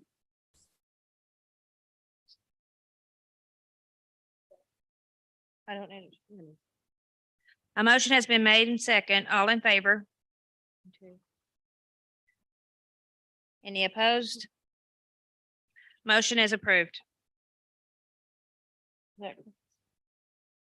Number 14, discussion and action on sales tax short-term rental administration agreement with Avenue Insights and Analysts. Your turn, Robert. Okay, Councilmember, let me provide a little clarity that I think was lost in the translation here. Back at the workshop, we had Avenue Insights and Analytics come provide us a presentation regarding short-term rentals. And we talked about this bundling. We already have a service that we utilize with Avenue Insights, what used to be Muni Services. We have a sales and use tax agreement with them for the past 4 or 5 years, whereby they would research and identify those entities who were not paying sales tax, and they would go after them to make sure that they did. That agreement, the cost of that agreement was 30% of any findings or sales tax that weren't being paid. So it's pretty much a budget neutral. I've given each of you a copy of the amount of proceeds that Avenue Insights and Analytics have identified for us. And if you multiply those proceeds times 30%, that's what we actually paid Avenue Insights for them to identify the deficiencies in those businesses who were not paying sales tax. Jennifer, were you able to find that in the? That's just sales and use tax. Yes, sir. Along with the agreement we initially had was a database where we could go by and drill down within the city of Smithville who was paying, who your top 25 sales taxpayers were. That service was an additional $2,000 that is confidential. You can't share it with anyone. So why have it? So we asked Avenue Insights when we were talking about short-term rentals, as we bundled this contract, to eliminate or remove the database feature, but go ahead and keep the administrative where you go by and try to find those businesses who aren't paying sales tax. So that's where the 30% contingency comes in. Councilmember Etheridge, I know you had some concerns about that. That does not address the short-term rental fees that we're going to talk about in a moment. What you're seeing on the screen are the recoveries for the past 3 years. And we're not talking about a lot of money, but whatever they find, they get 30%. That's what they get paid per the contract, which is what's reflected in your packet tonight. So just to be clear, when you refer to sales and use, are you talking hot tax? No, sir. You're just talking about sales tax. Sales and use Totally tax. different thing. Has nothing to do with what we talked about at the workshop. Correct. But what we're here to take potential action on is the agreement covering the short-term rental. And the sales and use tax. As we bundle this agreement, we Right. got a great deal, Right. but we have to go back and address. That's why you find the agreement that's coming up is backdated to April, because that's when the initial agreement was put into place 4 years ago.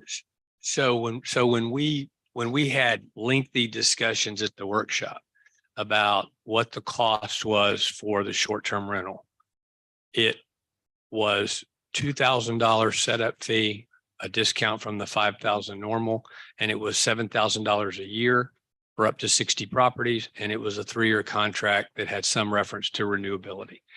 We spent a lot of time talking about the projections that they provided, which was anywhere from $100,000 to $175,000 in additional revenue that the city could get by going from 13 or 14 that we knew about today to maybe as many as 43, which I think was the discussion.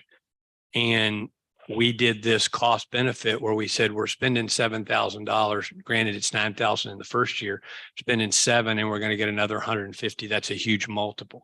The reality is that's not what we're getting, because they're going to get 30% of any savings, or is that not right? No, that is not correct. That's what I started out with. I was trying to separate, decouple. This contract is being written. Well, did you read the contract? I did, sir. I figured you did. Yeah. Okay. So let me just reel you back in a minute. Sales and use tax is 30%. Put that aside. They coupled and bundled this up so that right in the contract to address both services that they're providing. The short-term rental agreement addresses just what you said. It's 17,000 divided by 12. We pay 1,400 if you decide to enter into this contract. And yes, it's for 43 properties up to 60, which is 15,000, whichever is the greater. And so, yes, they do not get 30% at all. You're paying upfront, as I said, $1,400 a month to have this service instituted so we can identify those people who aren't paying and need to be paying hot tax. But they do not get 30%. So when you look at Exhibit B of this compensation schedule, which is You have B1 that talks about. B1, it says sales and use tax compliance review. Correct. That is only limited to sales tax. It's not hot. Yes, sir. Okay. Because there's a B2 section that talks about compensation for the short-term rentals.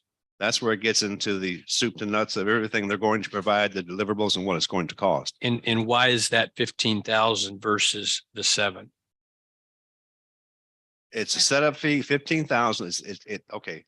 $255 per property up to 60 properties, right? Uh-huh. It's that or 15,000, whichever is the greater. Okay, so we can get up to 60 properties where we can evaluate, and that's going to be the 15,000 plus. Okay. There's a $2,000 setup fee, which is 17,000. Okay. Divide that by 12, it's 1,400. Got it. So to be clear, this B2 is what governs hot. Yes, sir. B1 is really just what is in place today. Yes, sir. So there's no change in that. Correct. But they did not want to separate the contracts because it was a bundled agreement. That makes sense. Okay. You see it? I have And a- they did say that it would be probably 4 to 6 weeks should you choose to approve this until we start seeing results. Okay. So a couple more questions, if you don't mind. Sure. Is some of this, like the city termination rights, when they gave their presentation, we asked the question, would we be able to have some sort of termination rights if the city, wasn't satisfied? And they said, yes, we wouldn't want anybody to not to stay in a deal when they didn't want to be in it. The way it reads right now is fairly onerous in terms of the termination. It has to be a material breach, not, and I don't really know from a legal perspective what would be considered a material breach. I suspect it's a lot higher standard than, hey, we just decided. don't that like you anymore? Yeah, Yeah, or that correct. we would decide we want to do it in-house. We don't want that. Well, I know you don't want that, No, but I when we don't. do the analysis, there could be a point in time where it made sense instead of giving, if we ever got to a point where we were having to give 20 or 30% contingency away for hot, it might make some sense to do that, but that's not what's being proposed. No, again, you're getting back to the contingency. I'm confused why that keeps coming up. We're not giving away 20, Well, 30%. I know the way it is here, but we gave 30% away for the sales tax. Yes, Yeah. and that's you're okay. So we're not going to consider giving them a contingency at any point on the hot tax. No, sir. I don't know how many ways I can say this. Sales and use tax is 30%. This is something else. It's 17,000 divided by 12 for 3 years. Okay. And by the way, citizens, if you didn't know, the average nightly rate, there are 43 registered short-term rentals in Smithville, Texas. The average nightly rate is $204.71. Who knew? They're a hot commodity. So this is what this company does. If you missed the workshop, and it is in my report, a very detailed analysis of where we're going and what they can provide. It's a great service. And I don't foresee us ever taking that back on in-house. It's a lot of work. Jennifer, correct? Robert, to clarify, I went back. Yeah, Sorry. no, go ahead. No, I have two more questions. One is just, there's reference to not being able to release public information about the agreement. We need to, as a city, be able to meet our requirements for freedom of information and any other types of standards. This addresses only sales and use tax. The comptroller will not allow you to share what sales tax an entity pays. That's what we're speaking of. That's in the B1 section. Okay. Not the hot tax. Okay.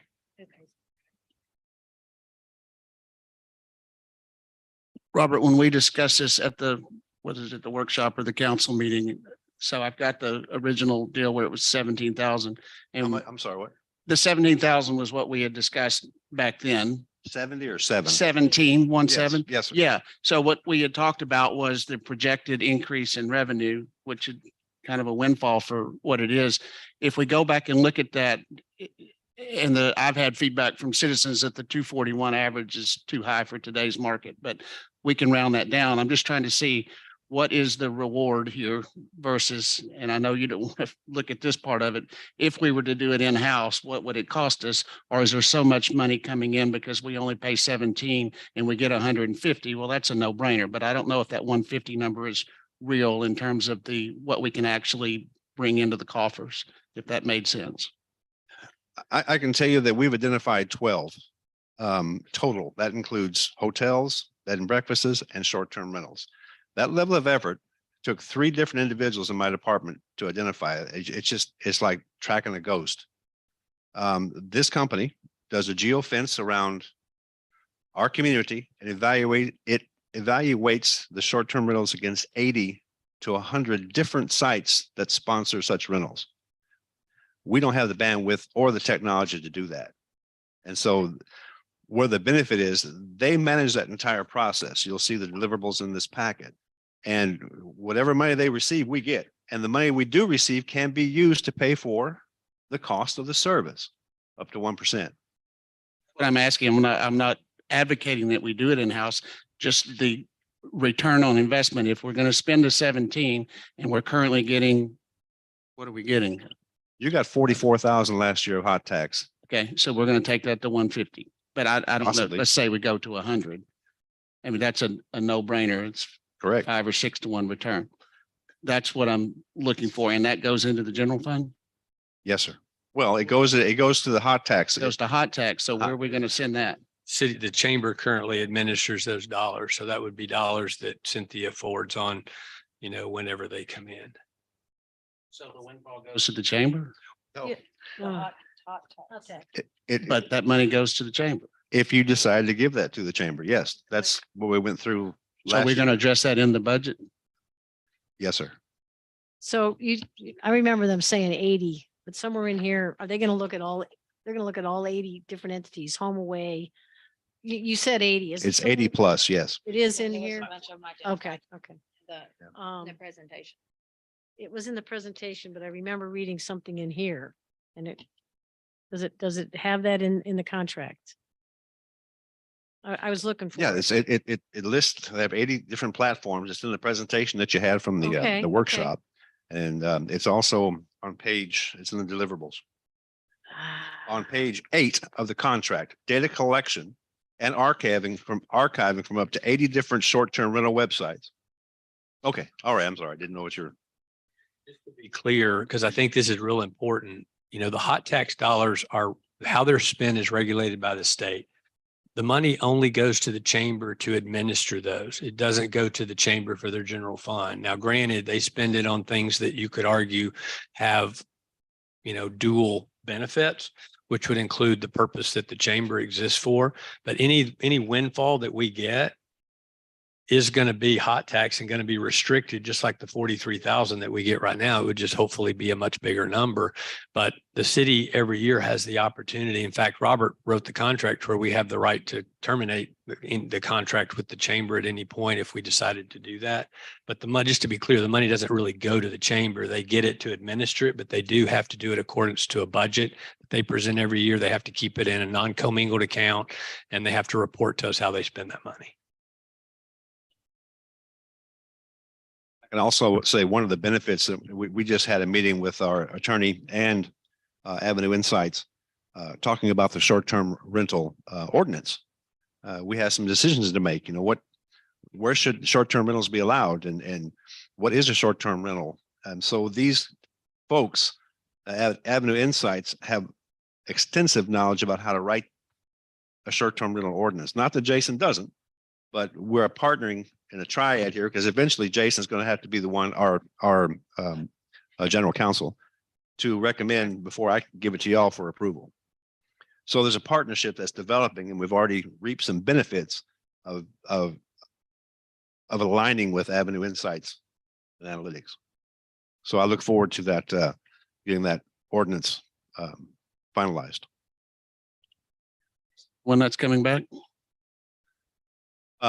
The first priority is to get this, again, should you choose to approve the contract, is to get this thing kicked off in 4 to 6 weeks so we can identify where we are. Concurrently, we'll be working with their team to edit and update this ordinance for your consideration. So the timing, we got a lot going on right now. So it's realistically, it's probably 4 to 6 months. That was the ordinance that you had placed in the last, and Joanna had worked on it for a long time also, right? Correct. So it's a combination of their input with our input to be able to finish it up, and then we vote on it, correct? Yes, ma'am. But it's a domino effect. I mean, where do you want SF1, SF2? Do you want it? We have a lot of work to do. Entertain a motion for somewhere. Question. Madam Mayor, I make a motion that we go ahead and approve the consultant avenue for the sales and use tax compliance review, statement of work, and the short-term rental monitoring, identification, and compliance services to begin in the next 4 to 6 weeks. I'll second. A motion has been made and second. All in favor? Any opposed? Motion's approved. We're on number 15. Good. Discussion and action on a resolution supporting Ascension Seton Hospital and Smithville Hospital Authority Board.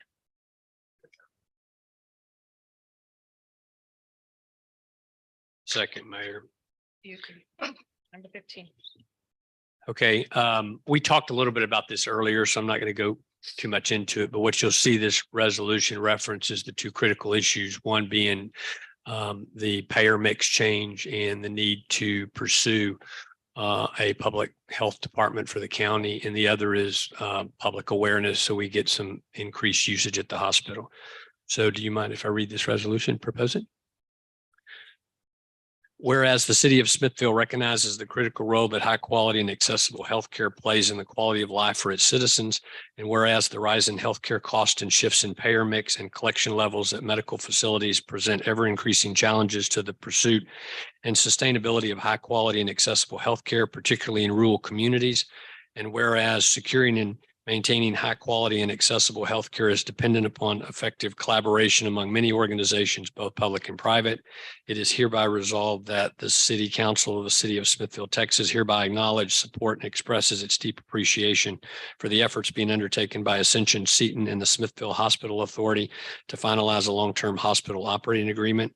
The City Council of the City of Smithville, Texas hereby offers its support and cooperation in the multi-jurisdiction collaboration to explore the appropriateness of establishing a Bastrop County Public Health Department. This initiative is contemplated would increase accessibility to healthcare and help mitigate the negative financial impacts of shifts in payer mix and collection levels being experienced at medical facilities, particularly in rural communities. The City Council of the City of Smithville, Texas hereby strongly supports efforts to raise local public awareness of the challenges facing rural hospitals such as Smithville Ascension Seton and the beneficial role that local patronage plays in the financial sustainability of that facility. The City Council of the City of Smithville, Texas hereby adopts the resolution as evidence of its commitment to sustainable, high quality, and accessible health care for our community. Thank you.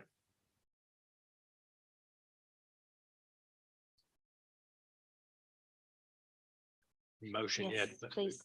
Madam Mayor, I make a recommendation that we approve resolution number 2023-07512 from the City of Council, a resolution by City Council of the City of Smithville, Texas, for its commitment to sustainable, high quality, and accessible health care for our community and for the support and deep appreciation for the efforts being undertaken by Ascension Seton and the Smithville Hospital Authority to finalize a long-term hospital operating agreement. Motion's been made and second. All in favor? Any opposed? Motion passes. On to item number 16, discussion and action on awarding a contract for miscellaneous concrete work in Smithville. Okay, Mayor and Council, this is something we addressed in our recent financial audit, and the fact that we had vendors that we were spending more than $50,000 without going out for competitive bid. We did advertise this particular RFP in the Austin American Statesman on June 7th and on June 14th, 2 weeks as required.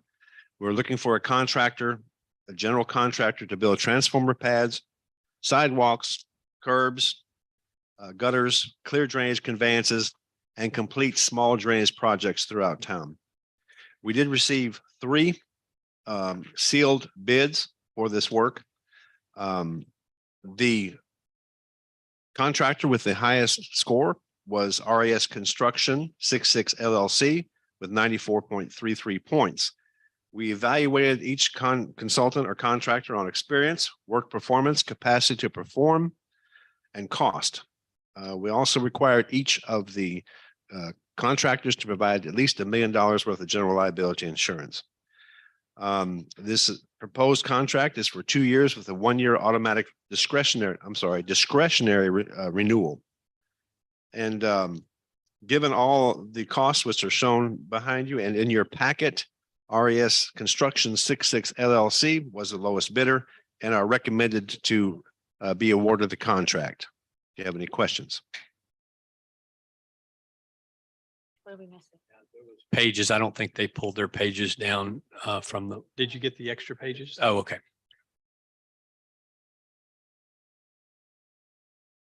The bid tab? Yeah, the bid tab is on the screen. It'll tell you whom else supplied the sealed bid. And there's a scoring accordingly. That wasn't. I can't see the verbiage to make the motion to approve. Oh, That's what Janice and I are saying is ours didn't print the right way. It just went to a certain page and we're good. Somebody's got it. It's like socks in the dryer. Sometimes the copier just eats crap and I don't know where it went. So we'll find it. So apologies for those who didn't get this information. Did you put it back on the web? okay. Jimmy, make a motion. Jimmy's gonna make us a motion. Here we go, Jimmy. I make a motion that we approve the bid for outside contract work with RES Construction 66 LLC for the miscellaneous concrete work done in Smithfield. A motion's been made and second, all in favor. 2, 3. Any opposed? They're out of Round Rock. I'm Red Rock. I'm sorry, Red Rock. Red Rock, You haven't had much sleep. Red Rock. Okay, so motion is approved. You're Red welcome. Rock. Okay, onward through the fall. Number 17, discussion and action on awarding a contract for mowing various city-owned properties. Okay, Mayor and Council, this is another similar situation where we wanted to go out for competitive bid to identify a contractor to mow the various city-owned properties throughout our community that are typically detention ponds, larger pieces of property that we just don't have the staff to keep mowed. There was only one contractor who submitted a bid, and that was Mr. John Thompson. The corresponding costs are on the screen. There are 8 locations, and there's a map that I've provided in your packets and on the screen now as to where these locations are. The requirement is that he mows these locations and weed eats twice a month. In aggregate, the cost per year is $58,500. And as such, as Mr. Thompson was the only consultant to submit a bid, I recommend you award the contract to Mr. John Thompson. Mr. John Thompson's here. Is he here? I don't have any idea what he looks like. He lives on McSweeney. Oh, he's resting before he goes to work. Oh, okay. Want a motion? I do. Move we approve John Thompson as the contractor to provide mowing services for various city-owned properties referenced in the package item 17. I'll second the motion. A motion's been made and second, all in favor. 2, 3, 4. Any opposed? Nope. Get your arm down. Motion is approved. Discussion and action on approval of Cultural District Public Art Project Form. I'm gonna ask Come our on Director down. of the Library, Ms. Judy Bergeron, to Say, and into the My shirt says, and into the library I go to lose my mind and find my soul. Who writes these shirts? Those are cute. The Jill submitted to the packet the proposed, she also had it at the grant workshop on the Yep. 21st. The proposed form for us to accept proposals. So it'll help us determine the budget for the cultural district for what projects will be funded. Trying to get a uniform form that we did have one before, but there were some shortcomings in it in terms of a checklist and also notifying the proposing parties about an in-kind match that would help us know that the artists are committed to the projects that they're doing. Do you have any questions about the form?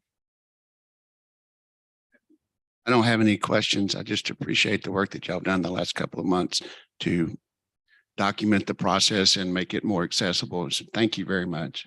You're welcome. Thank you. And kudos to Jill for putting this together. So she couldn't be here tonight, but we'll give her a shout out.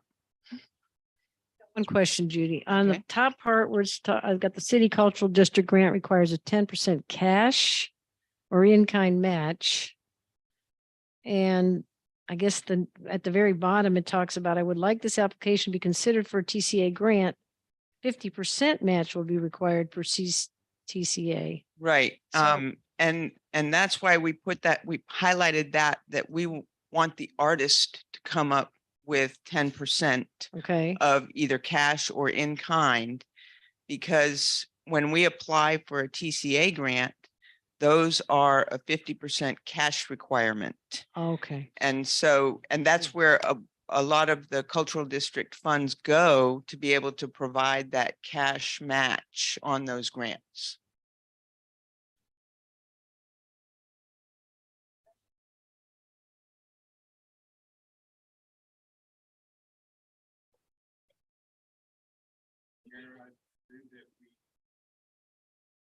Approve the cultural district public art project.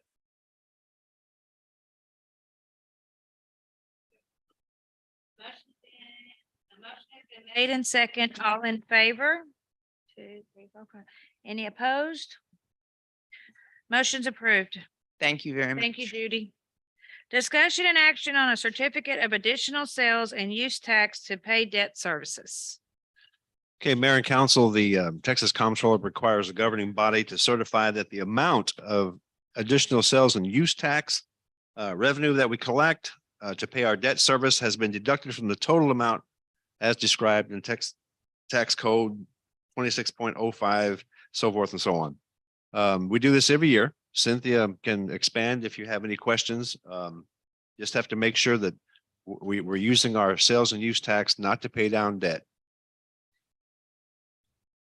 Make a motion Please do. that we approve the certification of additional sales and use tax to pay debt service to comply with state law. Motion's been made in second, all in favor? Any opposed? Motion, you were slow there, Mitch. Motion's approved. Number 20, discussion and action on entering into a contract with Singleton Clark and Company PC for the 2022-2023 fiscal year audit. Right, Council and Mayor, Singleton and Clark and Company do our annual audit. It's a arduous process that Cynthia has to go through, and well, actually, all of us have to go through every year. We're pretty happy with the performance of Singleton and Clark. They rotate their auditors, so there's a fresh look always. The fee did increase this year from 22,000. Let me stop and get my breath. The fee is 29,200, up from a total 24,200. But we do recommend we continue to utilize Singleton and Clark because they know their stuff. Any questions for Cynthia? Robert? Entertain motion? And by the way, historically, it's always a 8 to 10% increase that we've paid them because I guess everything just costs more. Mayor, move we approve Singleton Clark and Company to perform the city's annual audit for the 2022-2023 fiscal year and authorize the city manager to enter into a contract with them for said services in the amount of $29,200. I'll second that emotion. A motion has been made in second, all in favor? 1, 2. Any opposed? Okay. And one more thing. Just want to let you know, we will be doing a single audit this coming year due to the grant funds we received. Yes.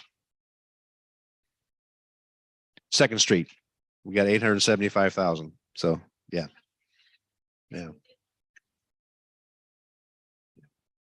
That's just more fun for Cynthia. It almost slipped her mind. It was so much fun. It's approved, I think. Okay, Cynthia White. Discussion and action on approval of the financial report. Come over here to the microphone because you know we love to hear your voice.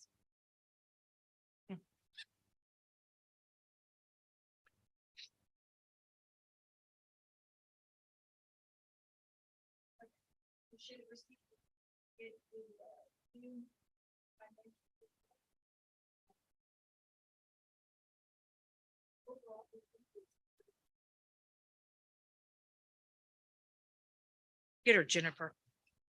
Sorry. Oh, now you can hear me. As you can see, overall, we're at 75% on our revenue and expenses. That's everything together, general and utility. Of course, if you look at it overall, general fund definitely looks better. Your utilities still need some improvement, which we're likely to get next month due to increase in fuel cost and consumption for electricity. Fortunately, I don't know if y'all have questions about it. I mean, we're kind of staying. I was hoping that the utility had improved a little bit more, but you know, next month it definitely will be a change in some of it. Yeah, so. that's my question. Oh, I'm sorry, Janice. No, I just, on the airport expenses, I know we budgeted 53, we're at 91.3 and it's in other, is that? Some of that's most of that is due to the ramp grant. Oh, the ramp grant, okay. So if you look at that, the expenses are higher, but that expense is offset by half being reimbursed by ramp grant. And then the other half was paid for through the tax note. So it's basically a wash. I mean, we'll have to do a budget amendment, but it's a pretty much even though we spent. And this has to do with the firefighters. You know, we have like a $90,000 budget for our firefighters. We're going to be talking about this during our budget time, but how much do the firefighters get? We approved something last year. When you go out on a call, and I'm looking right at Tyrone, but when the firefighters go out on a call, that's paid through the city, correct? And then how much are those calls? So much a call. Yeah, Yes, Good. fire. I know. I'm, $10. okay. That's what I thought. That's crazy. Okay, thank you.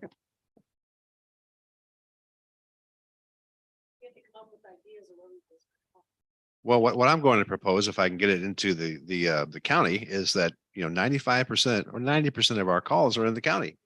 The county pays us $15,000. That's it. And so we'll be speaking to the judge about supplementing that. But $10, yeah, they're priceless. I wish we could give them more for what they do, Tyrone, and the rest of your volunteer firemen. So thank you.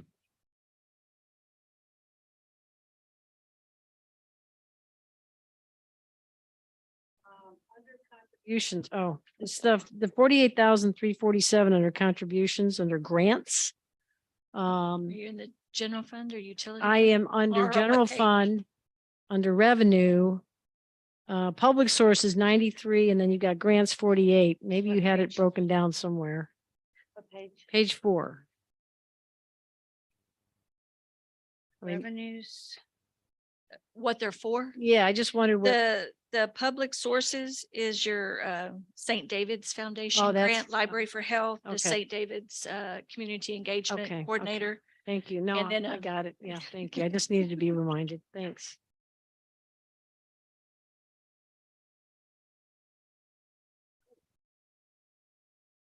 Kind of hit on one of two kind of high level observations. One is we've had several months now where we've talked about the utility fund, and it's so critically important to fund the general fund. When you look at the transfers that take place, the general fund reserves or balances are more positive than the utility. We have this stated. So my question was going to be to you. We're 75% through. Is your confidence level as good this month as it was last month that we're going to make budget on the utility fund because it's so critical to, getting a balanced budget? mean, obviously we have hot temperatures, no doubt about that. I mean, the fuel cost is going up 2 cents, consumption's going up. So next month, there will be a definite increase in revenue, hopefully as compared to what the expenses will be. Yeah. Because a lot of our expenses should be, you know, done barring any unforeseen. Yeah, unless increase Edward's the, got something going on that I don't know about. uh-oh. Increase, Get up here, Derek. increase demand. It's just low and if our revenue can increase. Yes, with increased consumption, increased demand, you're going to see more revenue coming in. In fact, this is one of the highest fuel costs that I've seen in years, So say it's the at highest. for the whole year, so- 16 cents per kilowatt hour. It is the highest. It was 11 cents from LCRA, ERCOT, plus the 5 cents we put on distribution. So we will be making up some, and what I'm spending on water in my own yard, we'll be making up some revenue. And aren't we like a full month behind? When we start collecting revenue, aren't we a full month? Like, yeah, isn't that the way it works? We're a full month behind. Yeah. The other thing is a question or an observation I brought up before on this summary page where we look at estimated fund balances. You know, we have this reference to the recommended fund balances, and then we compare where we are today with where the recommendation is. And we seem to always be a little bit below that. And we, you know, that changes because you're shifting money from the utility fund to the general. Have we ever ended a fiscal year where the fund balances in each of those are equal to or greater than the recommended amount? General fund is usually, Pretty Generally, close. yes, the utility You- fund, no, it's always playing catch up because we do that transfer. Yeah, and I know why it happens. I'm just suggesting at some point, somebody figured out, and I view those as reserves. I mean, they call it recommended fund balance. I always look at that as just the slush fund or the reserve in each of those two funds.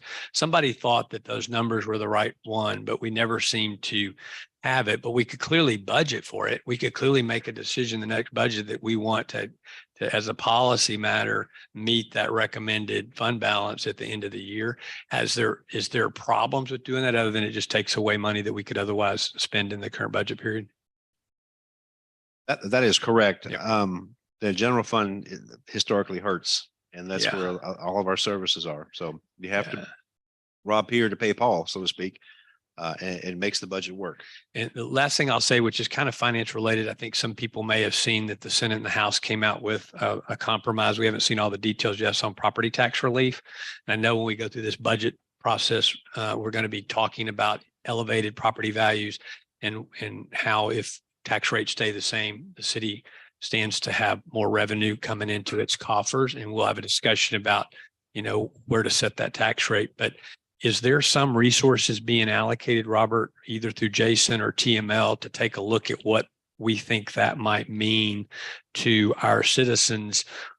Because it sounds to me like the state is largely talking about increasing the homestead exemption from 40 to 100 to satisfy the Senate, and to have a compression approach, which is the state paying directly a portion, the O&M portion of the school tax, which will ultimately relieve some pressure off of us because total taxes are going to go down for homeowners for both of those reasons. One is their school tax is going to be paid by the state for a 3-year test period. And is there anybody looking at that to see when we come in and start talking about the impact on our residents for a tax increase, what that means? Jason is indeed taking a look at that, but I caution you to say that the appraisals go up, although the taxes come down, you're still going to be paying more taxes. Well, that's my unfortunately. point is they're Yeah. paying more tax. If we were to keep the tax rate where it is today and property valuations are obviously up, I think you estimated it could be somewhere in the $400,000 range for the city. So that if that was the case, and we obviously have to go through that public hearing and that process, there's an extra 400,000. Obviously citizens aren't, you know, thrilled with paying more in taxes, but this year and maybe the next couple of years, they may have some of that property tax subsidized by the state budget surplus. Possibly, yes. Yeah. But also please understand that the M&O portion of your total tax rate is extremely limited. And typically when your appraised values go up, your effective rate goes down, your no new tax rate. And you will lose a lot of tax revenue just by the very nature of the equation. Now, what I'm going to propose, and we've done it before, is to take out a tax note, which keeps your tax stable and allows you to purchase capital equipment and have it paid for by taxes as opposed to another C of O. So I've got some very cool things in the works. And we'll have to see what the legislature, what that ends up being and what Jason recommends. So yes, sir, he is looking at that.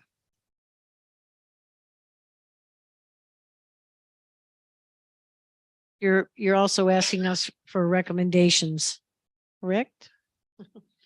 In your note, you want to see projects or areas of focus. So we want to talk to our citizens on how we want to be able to spend that money the best, right? Correct.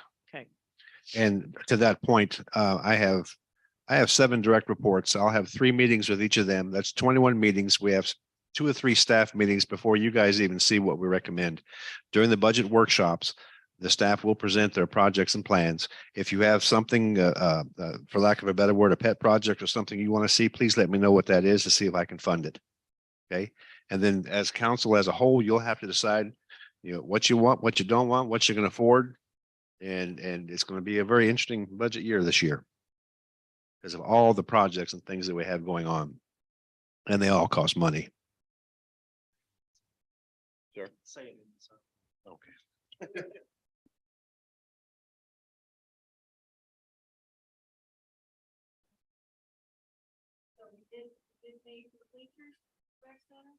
One half. Oh, so it's at 58,000, right? 48,000. 48,000. So we're getting the new bleachers. I bet you Ashley's excited. Okay, cool.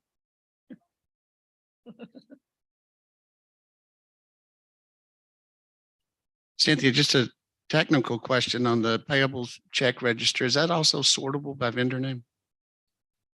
It's just a spreadsheet, right? No, that comes from. It prints that way because it prints in the numerical order by check number. I don't know if I can sort it by vendor. Or you mean like? on a Yeah, I'm monthly like, basis? so there's consistent repeatable transactions and there's also unique ones. And I'm just wondering if you could sort by payee. I'd have to look to see. I know that one always comes. I might be able to export it to Excel. That one does. That's what I was thinking, and just export it. Some of them I have the ability to do that and some of them I don't. Some Okay. of my reports, I would just have to look in. I'll get with you, see if you can do that. I'm just curious. Yeah.